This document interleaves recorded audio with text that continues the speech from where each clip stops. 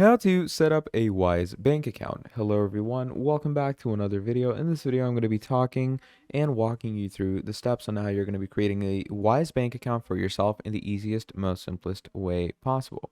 So to start things off, what you're going to want to do is you're going to come over to wise.com, obviously, because here where you're going to start your creation. Once you're in wise.com, you're simply going to click on register. Once you click on register, it takes you into the registration process where it's going to ask you to enter your email address. So I'm going to quickly go ahead and do that.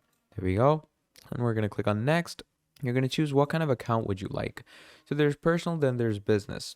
So personal is for sending, spending, and receiving. Business is for obviously doing business or international freelance work. I'm going to go with personal. Then you're going to choose your country.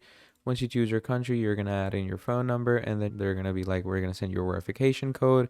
Once you do that, you're going to enter your password and all. And once you enter all the password and all the details that are needed for you, it's going to basically set you up with a Wise account. And that is basically how we're going to be creating our Wise account in the easiest, most simplest way possible. So that's about it. And I'll see all of you next time. Goodbye.